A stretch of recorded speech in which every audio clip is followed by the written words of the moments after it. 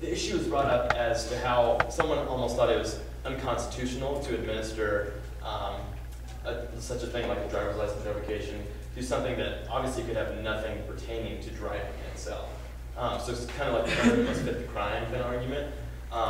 So we thought we'd leave it as that to work, maybe we should work with them to see if they can't, like I said, start narrowly defining what constitutes an MIP. What are the penalties for that? What constitutes an MIC? What are the penalties for that? So I feel like no one knows as to what what each entails as far as the punishment. Thanks. Then there's one last question. I guess I remember debating this last year, are there a number of states that actually, for an MIP law, that have some kind of license revoking? So I believe South Dakota does. I believe their licenses get revoked for about 30 days. Maybe an MIP is 30 days or something like that. Is that, do you know what the statistical breakdown is of that, or is that this is modeled off somewhere? They said, and I just brought this up with Shelley because this is one thing that Senator Harms said was that I believe there's 35 other states that have some kind of system with license revocation. But then again, I know that every state is unique to the effect that, the Iowa has like a POLA or some, so I don't know. It's not a standard MIP across the board. So, other states do have the license thing into effect, but I don't know as to whether or not the offenses are much more severe and are deserving of that kind of, where we believe MIP is such a gray area where this doesn't fit the crime. It's too harsh. Senator Smith. Senator Solomon. Do you think that GOC has the capability to lobby effectively with this language in this bill saying that they will support the above amendments? Do you think this is too stringent a wording for you guys for the committee to be effective in its lobbying efforts? Like I said, we provided the two amendments for the reason that we felt we sympathized with the fact that he was wanting to address this issue of underage drinking. So instead of flat out opposing it, we wanted to include these two amendments, which I do think that gives us enough leniency because these are the two issues that came up while we were debating this. So with that being said, yes, I do believe this gives us enough leniency to go down there and voice student input as to what we thought were beneficial deterrents and how to change this bill to be truly effective. So, what if, let's say, there are amendments to this bill, but they're not, the revised penalties aren't what you deem fit, but there are amendments. Do you think you can still operate and lobby effectively? I mean, I don't know what the procedure is for that. I guess I don't know if we would have the opportunity to come back to the Senate and present a new kind of directive. I assume we'd have that liberty to do that. I just think it's beneficial because obviously this is extremely pertinent to students, and so we would like as a committee to have the opportunity to go down there and be able to voice that opinion. And like I said, if something does arise where it's a point that maybe we didn't consider before, we would come back and make sure that obviously we have the official approval of the Senate before we do so. Senator Ritza. Is LB258 discuss anything as far as diversion goes in the bill? I asked Shelley about that, and she said that you would still be eligible for pretrial diversion, but that is always up to the discretion of the prosecutor. And sometimes, like I said, if you have prior offenses that maybe aren't alcohol related, you may not be granted that opportunity for pretrial diversion. So nothing, I don't think anything substantial changes the diversion aspect of this. So. Thank you. Senator Peterson. You said Senator Harms kind of thinks it's almost inevitable that there's going to be these amendments. Do you know is he going to propose these, or do you know if there's a senator behind these amendments yet? No. You said Roger's kind of has some opposition to it. Have you thought about trying to hook on with the senator and having somebody propose it? We have, besides speaking, sorry to cut you off, but besides speaking with Senator Harms, we haven't had an opportunity to meet with Senator Roger to discuss this with him at all. When we met with Harms, he was extremely passionate, and it was very early in the morning, but yet he was like almost over the table with this issue because he said, he is a parent, and this is obviously an issue that was extremely passionate about.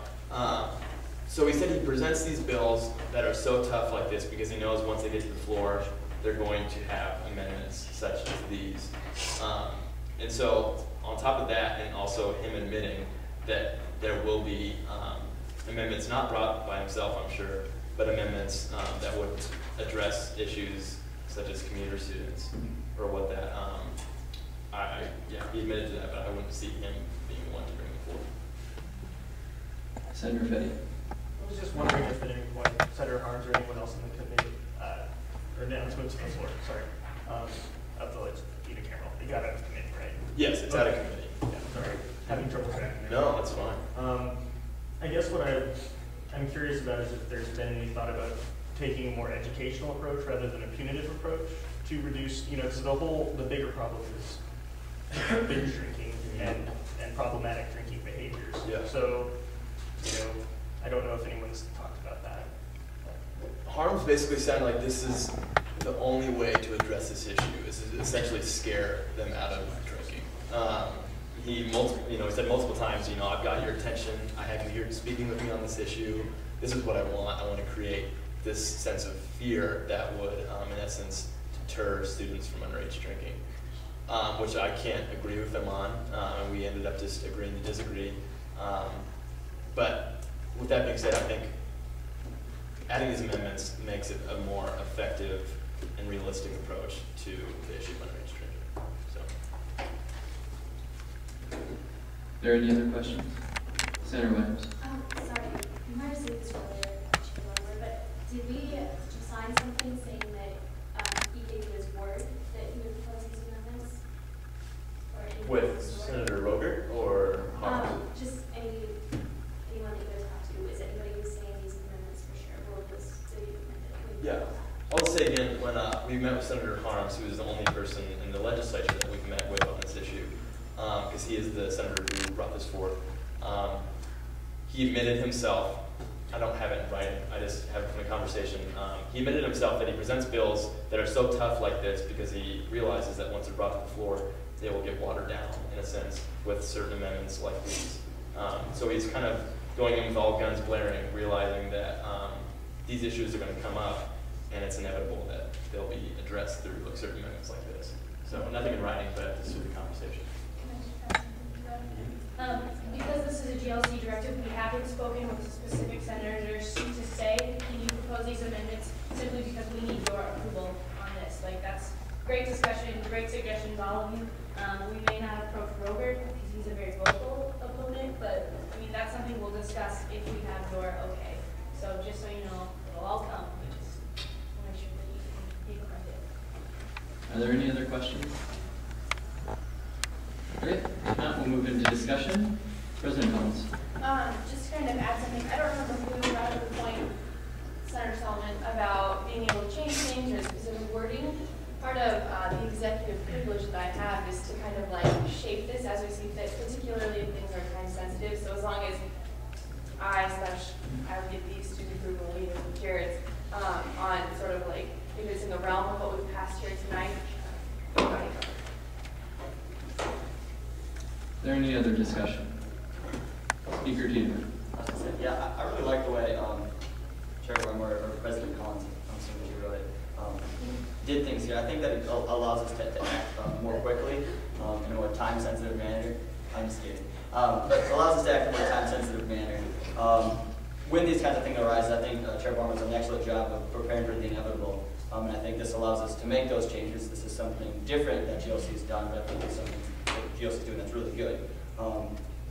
I think I'm adamantly opposed to drinking and driving. I think it's terrible, but I think that in this case, when you create a non-driving offense to be punished with your driver not driving, I think that's just they don't seem to correlate. I think there are other mechanisms, like Senator Fetty alluded to, like education systems, diversion. There are other opportunities that exist to eliminate the habit. If you're drinking underage and you're not driving, you not punish them. I don't think that stops underage drinking. You're stopping them from driving. That's it. They can get to the party somewhere else. So I mean, I think this is something that's problematic, and I think that this is the wrong answer to this problem. So I'm really happy that GLC is taking these stance. Senator Solomon. This is back when